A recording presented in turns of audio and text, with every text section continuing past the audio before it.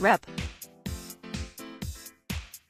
Jamie Raskin, DMD, on Tuesday slammed House Republicans for holding a hearing on social media bias against conservatives instead of addressing President Donald Trump's recent meeting with Russian President Vladimir Putin, which has been called treasonous by political pundits.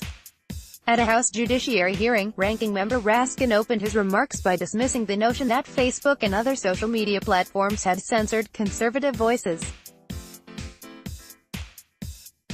Sponsored. Clearly the majority would prefer to focus on made-up threats, fabricated, phony and inflated threats, instead of the real threats that are facing the United States of America, Raskin began.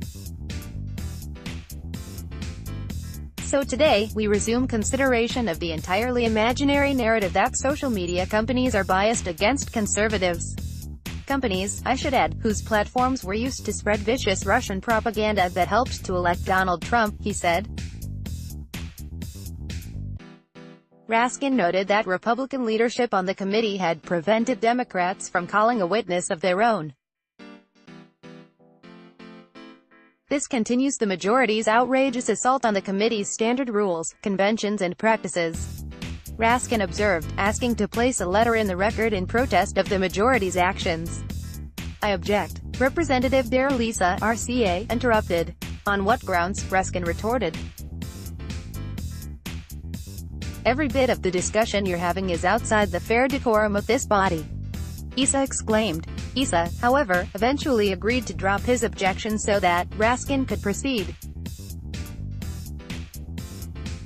The majority intends to pick up where it left off with Trump supporters, Diamond and Silk, the Maryland Democrat continued, to dedicate one of the last working days before the 5-week August recess to this conservative fantasy instead of examining a long list of real and pressing issues facing America, beginning with the crisis caused yesterday by President Trump's abject humiliation before the eyes of the world in his cooperation with Vladimir Putin, and his choosing Putin's narrative over that of the U.S.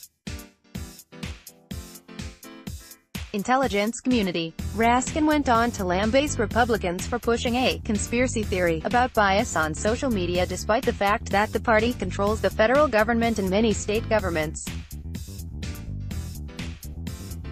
We continue to go down a road of pure fantasy, he remarked. There is no evidence to back this specious claim that social media companies intentionally target conservative content for disfavored treatment because of their political ideology.